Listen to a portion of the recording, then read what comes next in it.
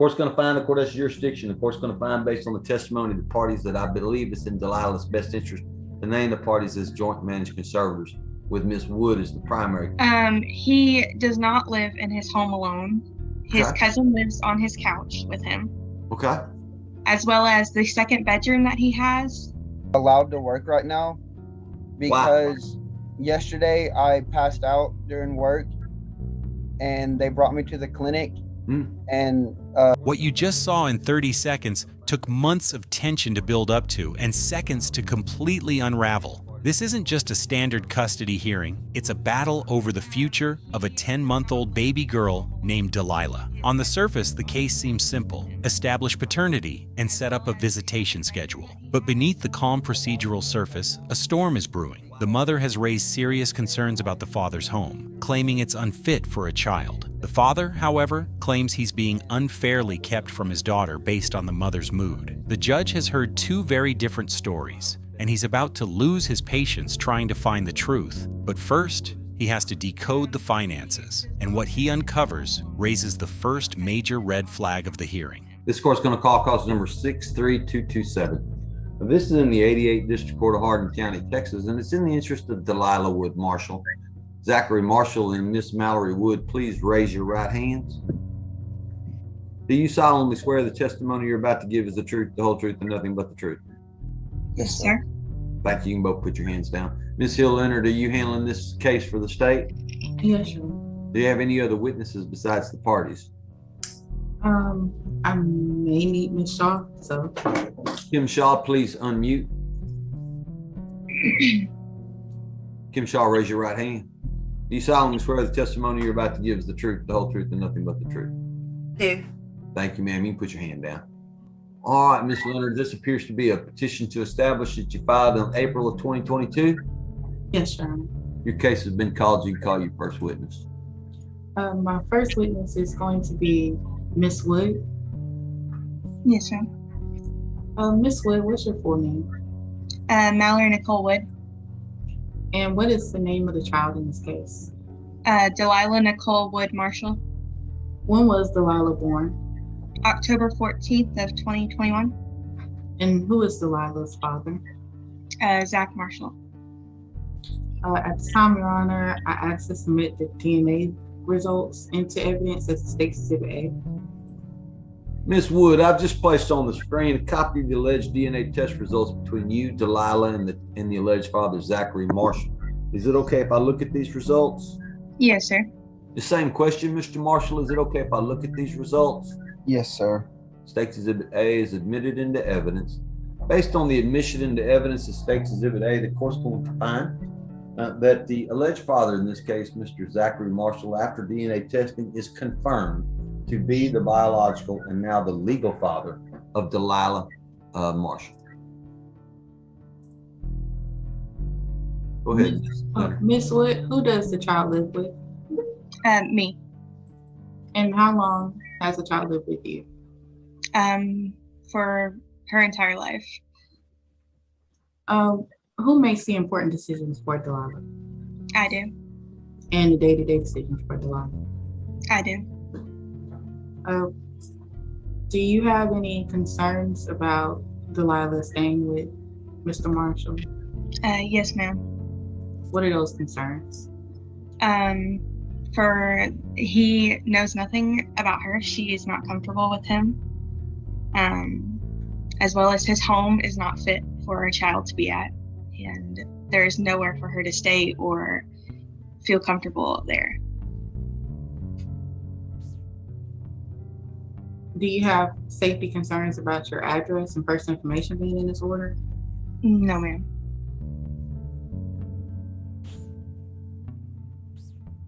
When's the last time that Mr. Marshall has seen Delilah? I invited him over to see her, I think it was Thursday or Friday. It has been recent. Okay. How often does he see her? Maybe once or twice a month if I ask.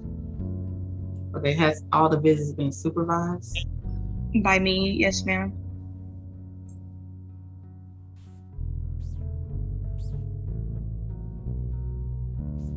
Wait, stop. Rewind that testimony. Did you catch the pattern? The father's work history is a roadmap of instability. He mentions making $21 an hour on a turnaround job, then $8 an hour at a school, then being unemployed for 6 months, and now $17.50 at a new job he's only had for a few months. This isn't just about money, it's about reliability. For a judge, this inconsistency is a massive concern when deciding the future of an infant who requires absolute stability. Notice his hesitant language and vague timelines. I have no idea. About a month? 2.5 months? This isn't the language of a man in control of his life. The lawyer for the state has painted a picture of financial chaos without even trying. The judge has taken notice, and he's about to take control of this entire hearing to ask the questions the father clearly isn't prepared to answer.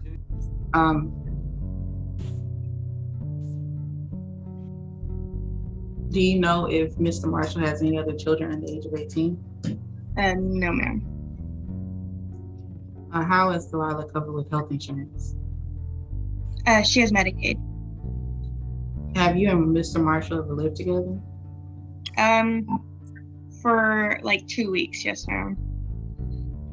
When did you all separate? June of last year.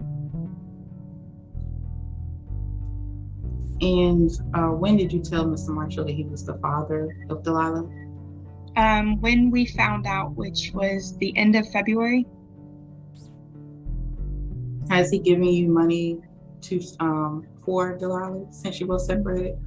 No, ma'am. Are you wanting retroactive support in this case, which means from the date of separation up until today? Yes, ma'am.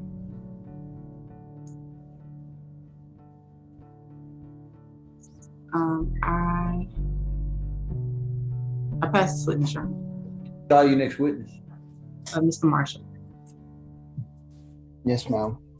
Mr. Marshall, what's your full name? Zachary Dean Marshall. And you're the father of Delilah Marshall Wood? Yes, ma'am. I mean, Wood Marshall.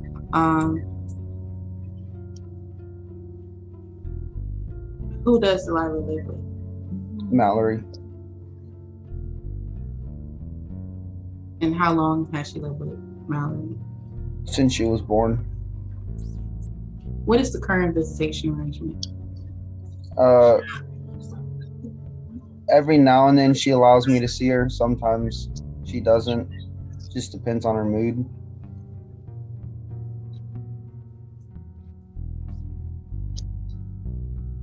Well, how often would you say that you see Delilah? About once or twice a month.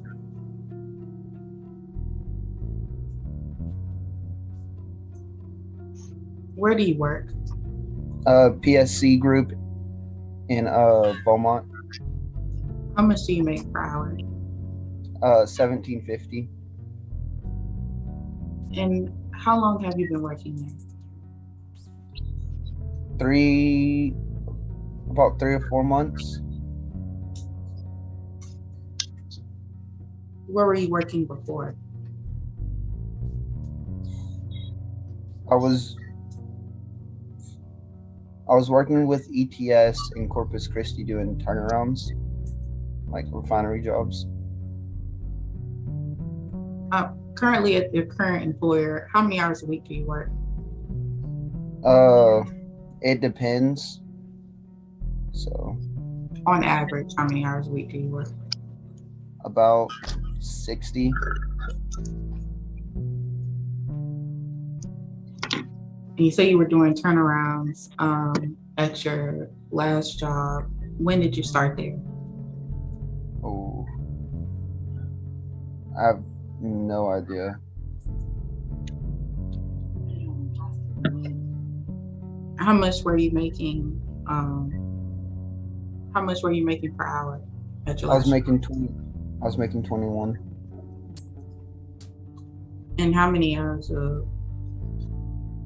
Well, you said turnaround. So what was the work schedule? 7/12s. So on average, how much were you making a month? I only worked about a month there, so I made like 7,000. You're saying you only worked 1 month there? Yes, ma'am, about a month. Where were you working before that? I was working at the school in Evansville. Okay. And how much were you making there? Like $8.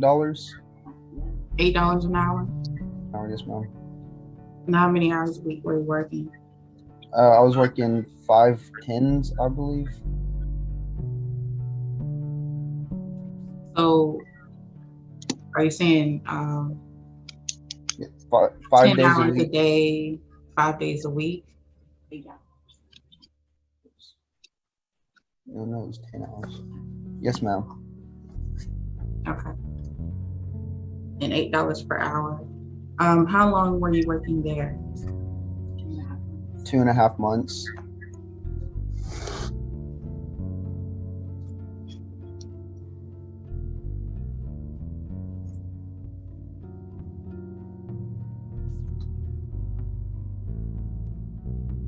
So what months were those that you were working there? June, July, and August.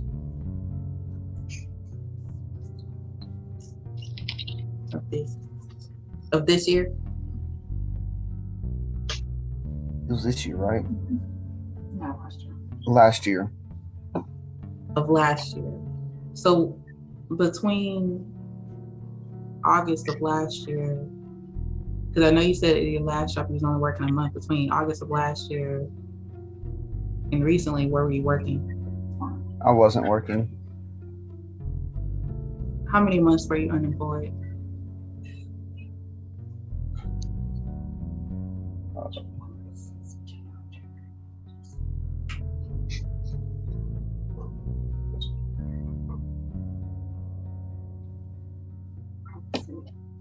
Around 6 months.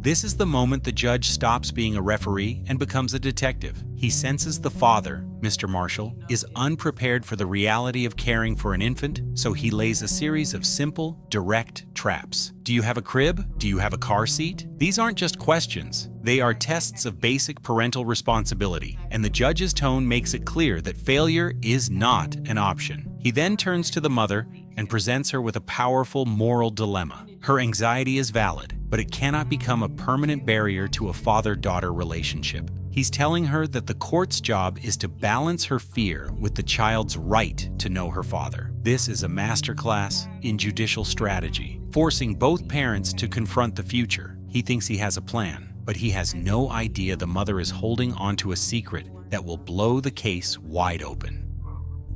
Do you have any other children under the age of 18? No, ma'am. Do you have health insurance available through your employer? Yes, ma'am. At what cost? I have no idea what it costs. I think I can look real quick. When did you and Miss Wood separate?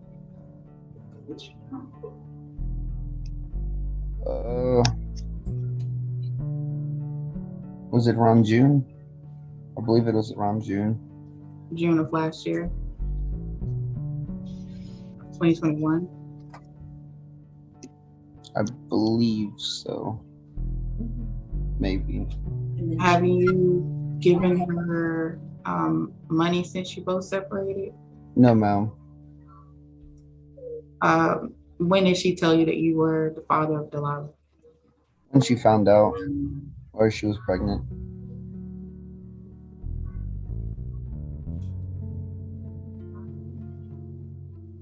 Pass this witness, Sean. Call your next witness.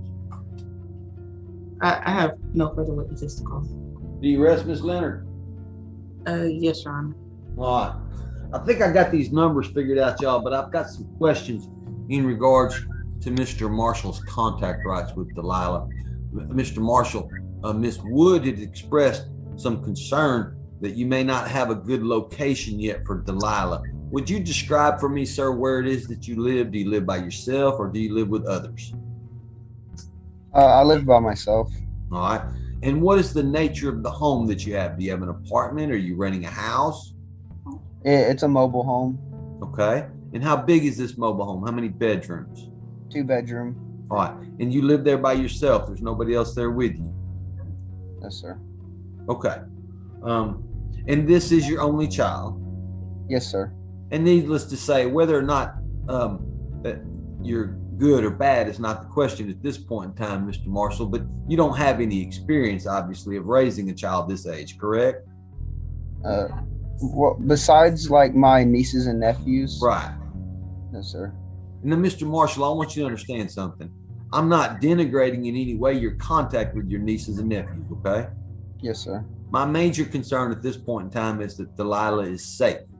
I don't think that you would ever put her in any danger based on what you're telling me, but I also need to make sure that you're prepared for the fact that at some point in time in the near future, you're going to have a child that is less than a year old by yourself.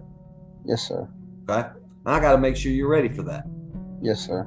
For instance, in this 2-bedroom home that you live in, do you have a crib there for Delilah? Yes, sir. All right. Do you have a car seat for Delilah? Yes, sir. All right. And you do understand, Mr. Marshall, that you will have to have all those things before you're allowed to have her by yourself. Yes, sir.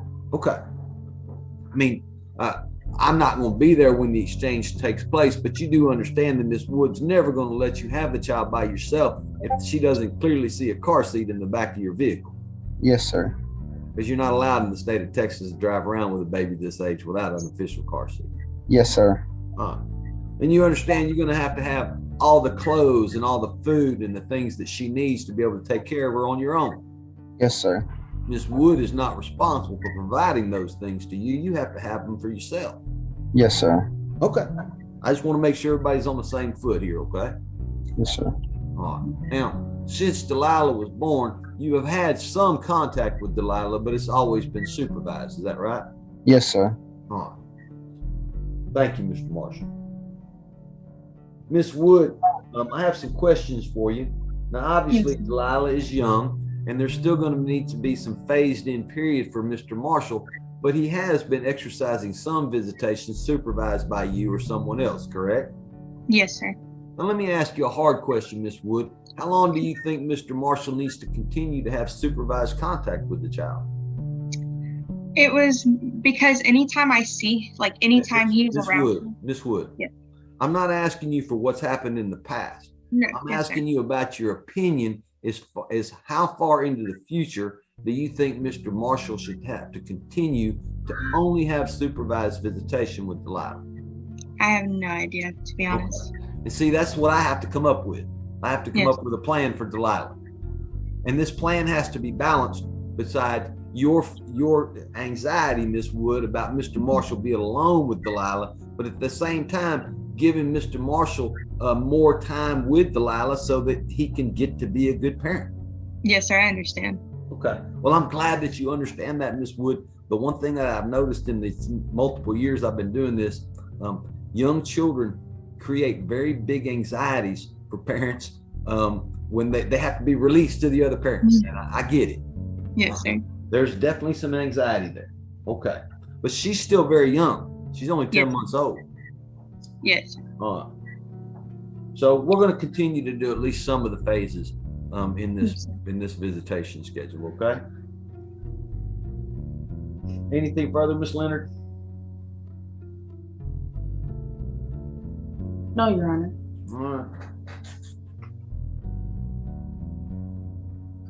This is the moment from the preview, but there's so much more happening. The mother's accusation about roaches everywhere and a cousin on the couch isn't just a complaint. It's a direct contradiction of the father's sworn testimony that he lived alone. She effectively called him a liar in open court, but just when you think the father is cornered, he drops a bomb of his own. He claims he passed out at work yesterday and a doctor has forbidden him from returning. Think about that timing. He waited until the last possible second after all financial testimony was complete to reveal he has no current income. This is why the judge erupts. It's not just the information, it's the deception. He feels manipulated, and his frustration boils over because he almost based his entire ruling on a lie. Now, with the truth finally exposed, he has to build an order that protects this child from everything he's just heard.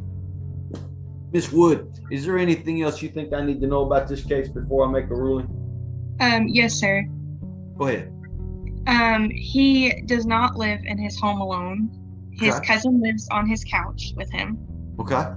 as well as the second bedroom that he has is completely filled with stuff. Like he can't get in the room. Okay.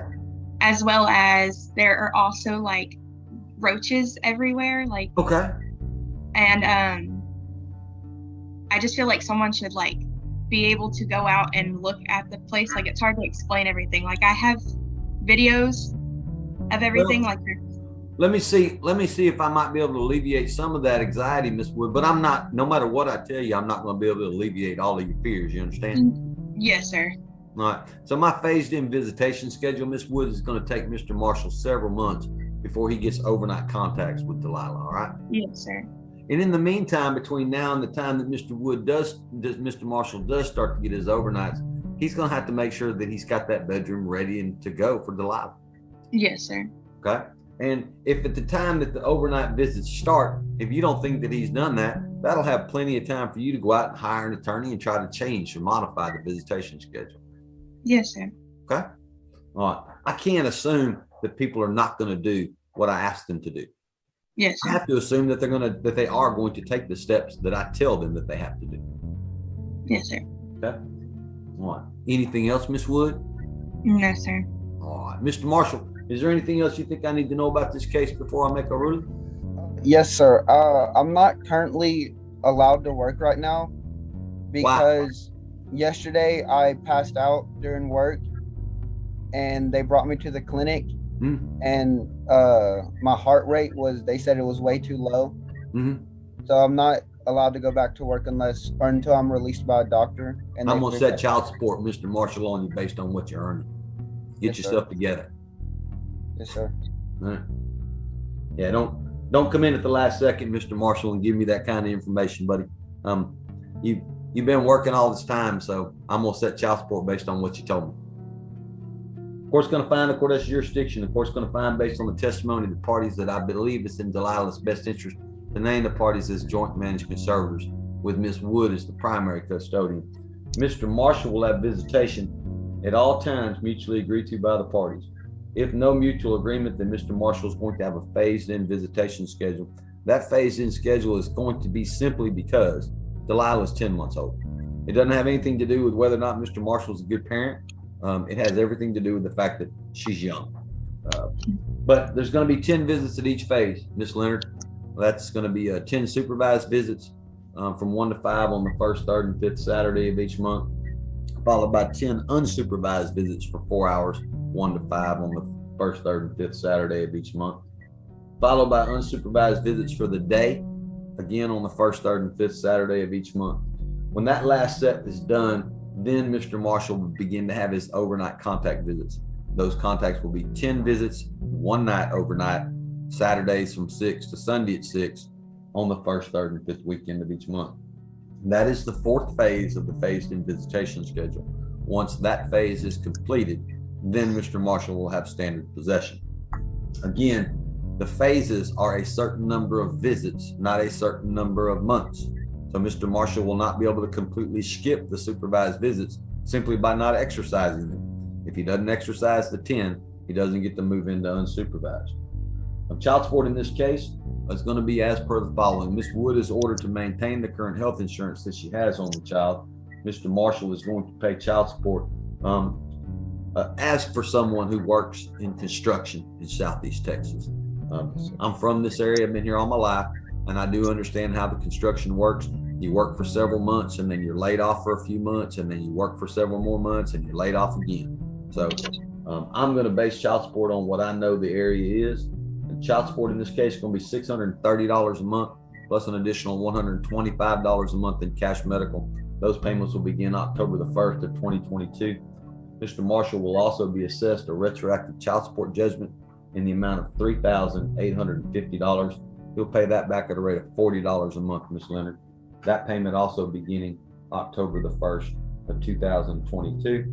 Mr. Marshall will be responsible for the court costs for the filing of this suit as per the law, but I'll give him until March 31st of 2023 to pay my court costs. So Ms. Leonard, that is $630 child support plus $125 medical support plus $3,850 retro with a $40 retroactive child support payments, all payments beginning October 1st of 2022. Ms. Leonard, did the state hear all the terms and conditions of my court order? Yes, Your Honor. Any request for non-disclosure in this case is denied. Mr. Marshall and Ms. Wood, what's going to happen now is the state's going to send me a court order. As long as it matches what I said here today, I'm going to sign it, send it back to them. Then they're going to make copies of it and send it to each of you. You don't have to be satisfied with my ruling today. If any party is dissatisfied, you have 3 business days which file notice of appeal with the district clerk's office in Hardin County. Your appeal has to be in writing. Your appeal has to be specific. You must state in your appeal what part of my ruling you disagree with, and you are also responsible for sending a copy of that written appeal to all the other non-appealing parties.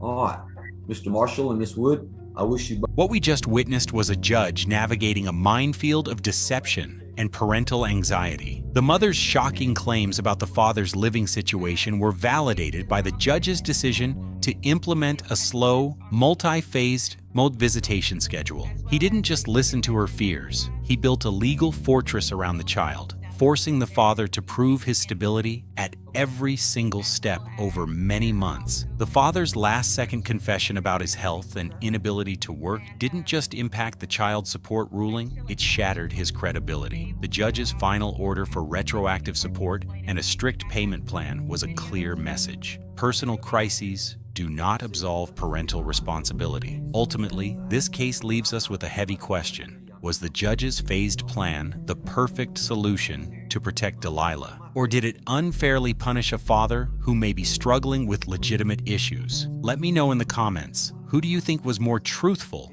in this courtroom?